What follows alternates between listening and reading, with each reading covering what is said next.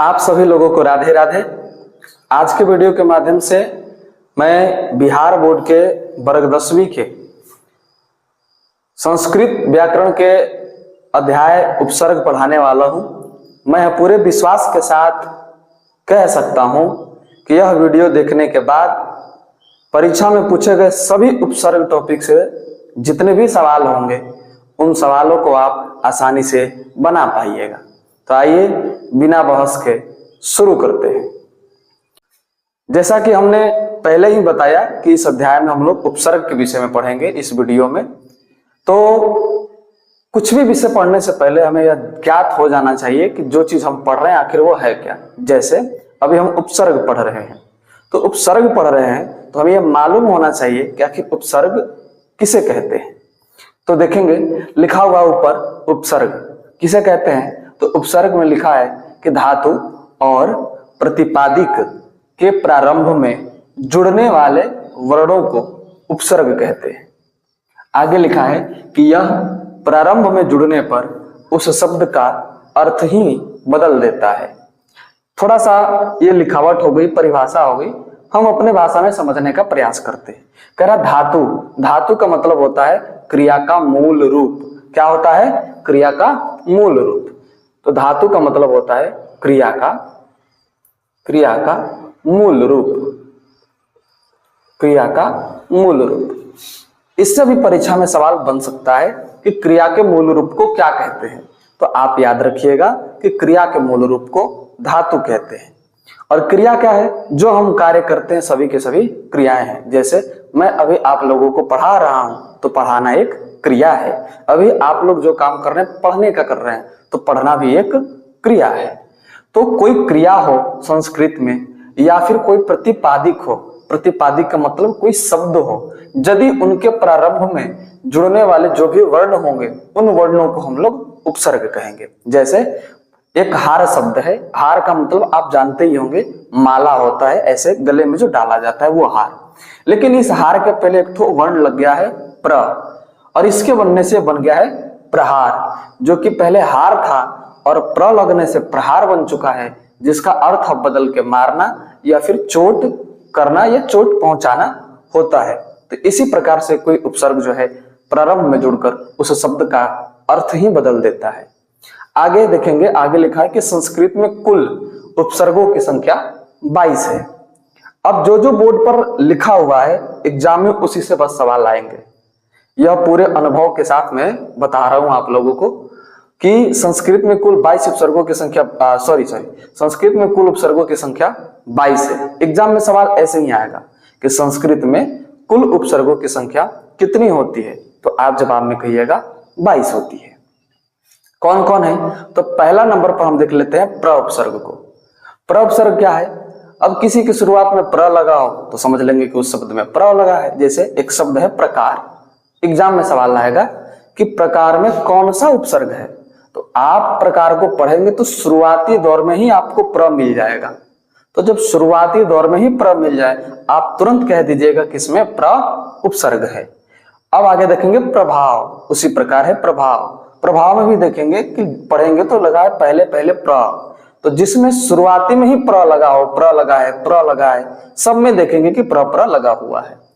तो जिस शब्द के शुरुआती में यानी प्रारंभ में, शुरू में प्र लगा हो तो उसमें पूरा उपसर्ग होता है।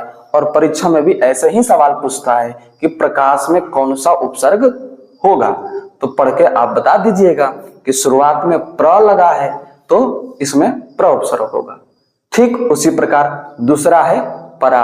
अब परा से कौन कौन से शब्द बने हुए हैं? जैसे रखेंगे पराजय, परावर्तन, परामर्श, पराभय। इनसे भी वही सवाल आएगा परीक्षा में कि परावर्तन में कौन सा उपसर्ग होगा।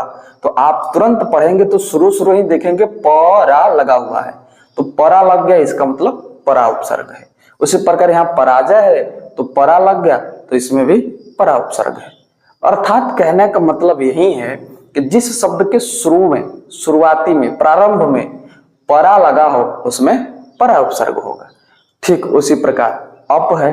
अप में भी देखेंगे इससे कौन कौन से शब्द बनाए जा सकते हैं। जैसे अपमान हो गया, अपकर्म हो गया, अपकार हो गया, अपवाद हो गया। इन सभी वही सवाल आएंगे कि बताइए अपमान में कौन सा उपसर्ग है, तो आप कहिएगा कि अपमान में अप उपसर्ग है। अगला देखेंगे सम उपसर्ग। सम उपसर्ग में देखेंगे तो लिखा है कि संसार, संस्कृति, संचार, संभव। अब ऐसे ऐसे शब्दों में सम उपसर्ग लगा रहेगा। अब इसका मतलब आप कैसे समझिएगा, तो आसान भाषा में समझने के लिए कि किसमें सम उपसर्ग होगा, याद रखिएगा कि स के ऊपर जहां कहीं भी किसी शब्द में आप बिंदी दिख लें, कोई भी शब्द हो, जैसे यहाँ पर संसार है, संस्कृति है, सब में स के ऊपर बिंदु है, तो जिस शब्द में स के ऊपर बिंदी लगा हो, अनुस्वार लगा हो, उसमें सम उपसर्ग होगा। या फिर स के बाद आधा म दिया हो तो उसमें सम उपसर्ग होगा। इस बात को याद रखिएगा। जैसे एक अलग शब्द है संजोग, जैसे एक अलग शब्द है संयोग। संजोग में क्या है कि देखेंगे स के ऊपर बिंदु है, इसका मतलब स के ऊपर अनुस्वार है, तो इसका मतलब ये होगा कि इस शब्द में सम उपसर्ग होगा। चलिए, आशा करता हूं कि यह सम उपसर्ग आपको समझ में आया होगा। क्या है, स के ऊपर जहां कहीं भी बिंदी दिख जाए आप समझिएगा कि उस शब्द में सम उपसर्ग है। या फिर स के बाद आधा म दिख जाए तो आप समझ लीजिएगा कि उसमें सम उपसर्ग होगा। चलिए आगे देखते हैं अनु। अनु क्या है, बस अनु जुड़ा रहेगा शुरू में, जैसे अनुपम, अनुभव, अनुपात, अनुमान। इन सब में शब्दों में देखेंगे शुरू में अनु अनु अनु अनु लगा हुआ है। आगे देखेंगे अव उपसर्ग।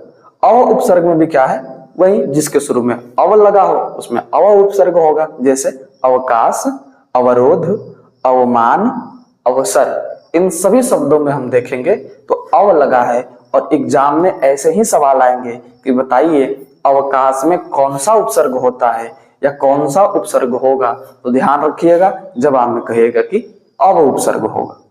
आगे है निस। अब निस, निर और दुस, दूर में किताबों में बड़ा कंफ्यूजन तरीके से दे दिया है, लेकिन आपको कंफ्यूजन में नहीं पढ़ना है, हम आपको अच्छे से समझा देते हैं। अगला है निस।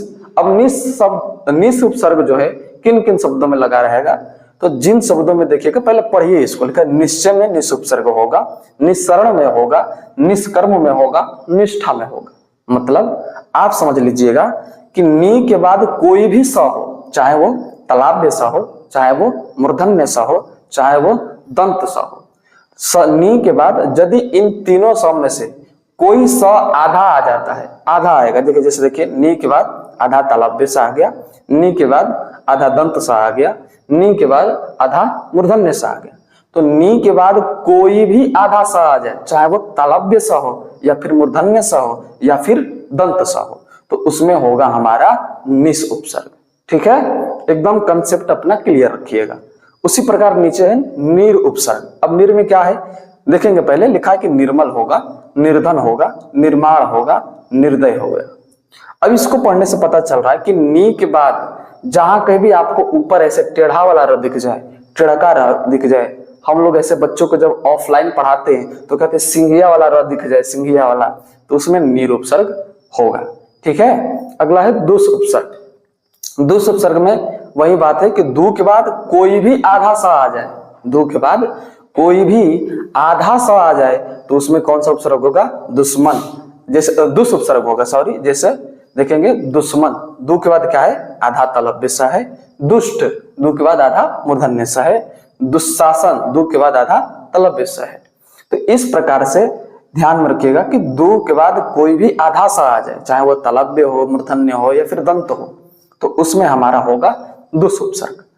अगला देखेंगे दूर। अब दूर में भी बिल्कुल नीर की तरह ही है, दू के बाद कोई भी टेढ़ा र आ जाए किसी भी शब्द पर, तो दू के बाद टेढ़ा सिंघिया वाला र जब आ जाए तो उसमें दूर उपसर्ग होगा। और एक और याद रखेंगे, दू के बाद रा भी आ जाए तब भी उसमें क्या होगा, दूर उपसर्ग होगा। आप परीक्षा में इसे बढ़िया से याद करके जाइएगा, दिमाग में बना लीजिएगा। तो दूर के लिए क्या है, ऊपर टेढ़ा वाला र सिंघिया वाला रहेगा दू के बाद, तो हम समझेंगे कि उसमें दूर उपसर्ग है, या फिर दू के बाद रा रहेगा तो हम समझेंगे कि उसमें दूर उपसर्ग है। अगला देखें उपसर्ग वी। वी उपसर्ग किन में लगा है, देखेंगे विकास, विनय, विशाल, विहार, विवाह। इन सभी में देखेंगे तो शुरू में प्रारंभ में क्या लगा है, V V V V V. तो जिन शब्दों में वी लगा हो शुरू में उसमें वी उपसर्ग होगा। उसी प्रकार देखेंगे आंग, कई कई किताबों में आ भी लिखा होता है, तो हमने यहाँ पर दोनों को लिख दिया है, आंग भी और आ भी। आ से क्या बन सकता है, जिसके शुरू में आ जुड़ा हो या फिर आंग जुड़ा हो, जैसे आचार, इसमें देखेंगे तो शुरू शुरू में आ जुड़ा हुआ है, चार में आ। उसी प्रकार आहार, हार में आ जुड़ा हुआ है। उसी प्रकार आंगन, देखिए आंगन, आंग आ रहा है शुरू में, तो इसमें आंग उपसर्ग, आ उपसर्ग होगा। आधार शुरू में आ गया, आ उपसर्ग होगा। अगला उपसर्ग है नी। अब देखिएगा नी में और नीर में बहुत बच्चे भटक जाते हैं।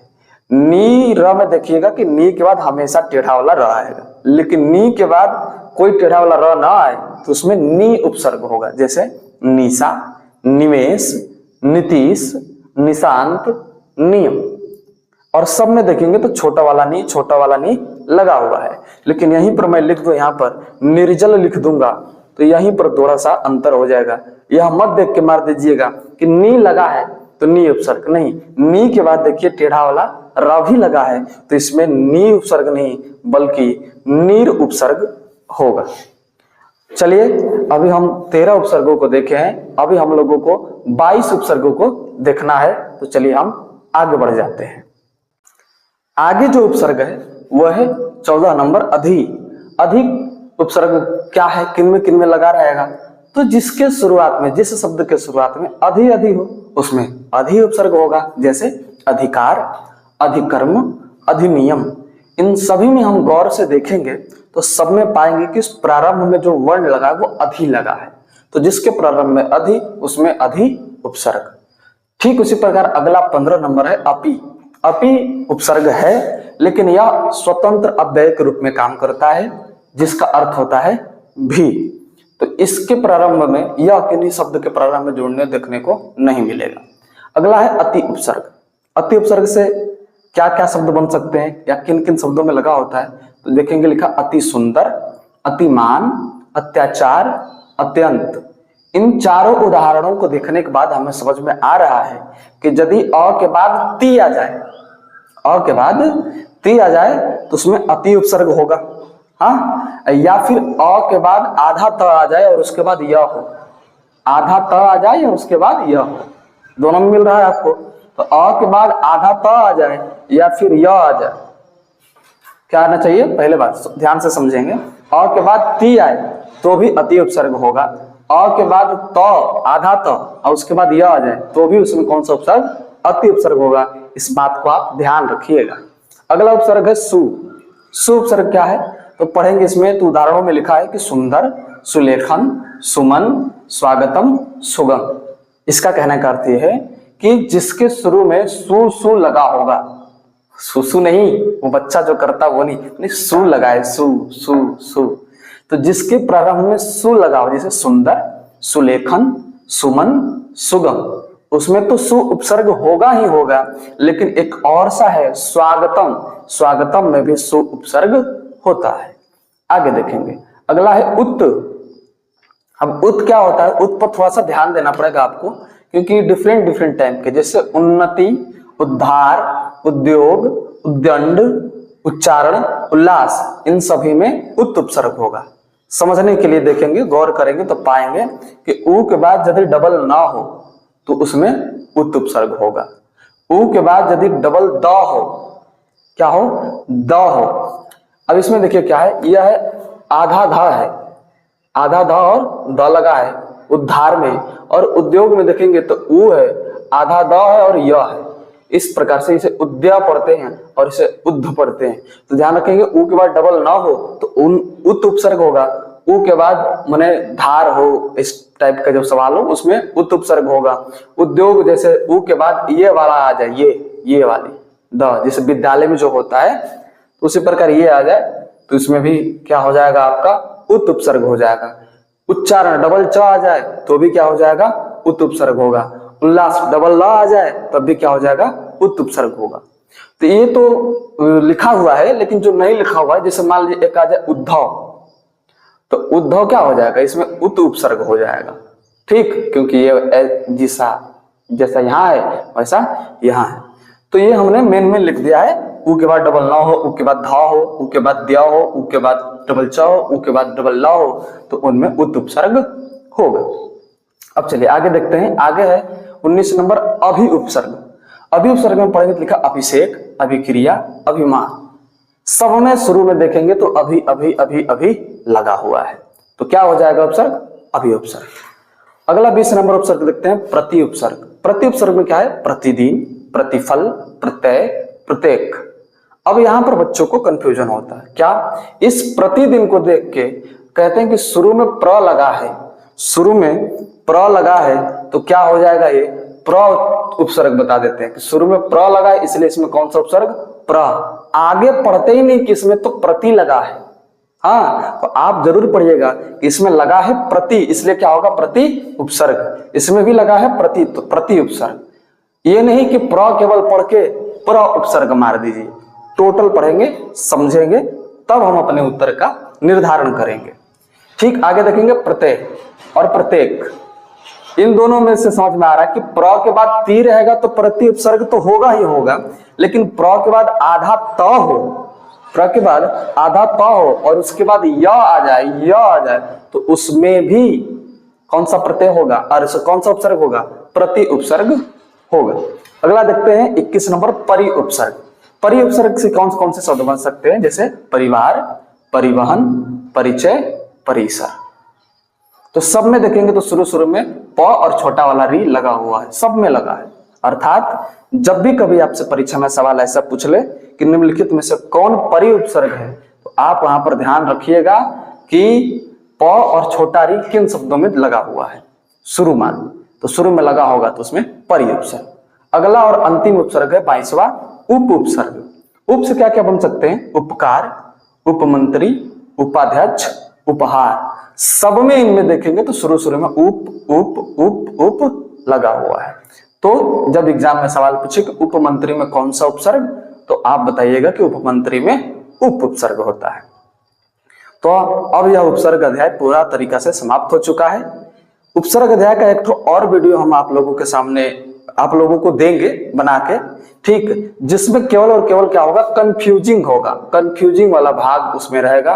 क्योंकि कई बच्चे ऐसे होते हैं, कंफ्यूजिंग हो जाता है उनको, कंफ्यूजन हो जाता है उनको कि आखिर कौन सा में कौन सा उपसर्ग लगेगा। तो एक अगला वीडियो उपसर्ग का और होगा जिसमें केवल और केवल कंफ्यूजन को बताएंगे हम कि कहाँ बच्चों को ज्यादा कंफ्यूजन होता है, और कंफ्यूजन वाले सवालों को आप लोगों को समझाने का प्रयास करेंगे। Thank you for watching my video. मिलते हैं अगले वीडियो में।